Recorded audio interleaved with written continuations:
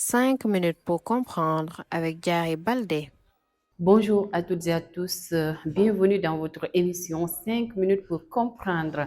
Aujourd'hui, nous sommes venus à la rencontre du directeur de l'hôpital régional de Kolda qui va nous parler de la situation actuelle de l'hôpital régional, les défis et quelles sont les solutions. Donc, il va nous expliquer dans 5 minutes. Comme vous le savez, nous sommes dans un monde où l'information circule vite. 5 minutes suffisent pour comprendre l'essentiel et nous allons comprendre l'essentiel avec le directeur de l'hôpital régional de Kolda.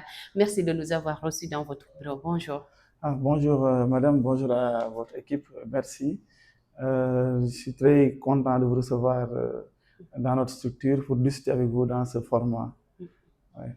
Donc, directeur, comme je viens de le dire, vous allez nous parler de la situation actuelle de l'hôpital et revenir sur les défis. Ensuite, nous parler des solutions. Donc, nous avons 5 minutes et avec ces 5 minutes, nous espérons que vous puissiez convaincre la population de Kolda de ce qui se passe au niveau de l'hôpital. Bon, merci. C'est vrai que on n'a que 5 minutes, comme vous avez dit. C'est un format intéressant, mais ça renseigne aussi effectivement sur la nécessité de donner la bonne information, mais surtout de revenir sur les différents défis et les problématiques que nous rencontrons, mais surtout ce qu'on est en train de faire. Parce que j'ai l'habitude de le dire, nous sommes une structure publique, nous sommes là au chevet des populations pour leur intérêt, pour aspirer à satisfaire leurs besoins. Et dans ce sens, globalement, au niveau de l'hôpital, actuellement, la situation, il faut dire que nous avons enregistré beaucoup de progrès en termes de l'augmentation de l'offre de soins. Et ça, nous l'avons réussi grâce à l'aide de nos autorités de tutelle administratives et autres. Mais ça va dans le sens surtout de ce renforcement de l'offre de soins, particulièrement des soins spécialisés.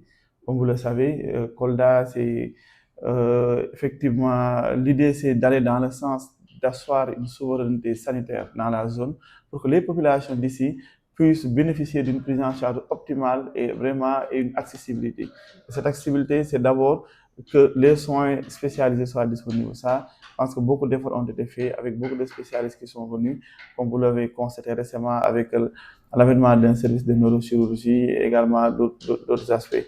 Donc, de manière globale, par rapport à l'état des lieux, c'est de rassurer les populations quand même qu'ils ont un hôpital actuellement qui répond aux normes où il y a une diversité de l'offre de soins et une accessibilité qui est acceptable. Et effectivement, nous allons continuer dans ce sens à faire des efforts pour que les populations puissent avoir une prise en charge optimale et également une accessibilité aussi qui est importante. L'autre aspect peut-être en termes de défis, principalement, comme vous le savez, on est d'ailleurs en train de se projeter dans le cadre du projet d'établissement de l'hôpital qu'on est en train de rédiger, ce qui est un document stratégique qui projette l'hôpital sur les 5 prochaines années, où est-ce qu'on va aller, qu'est-ce qu'on va faire.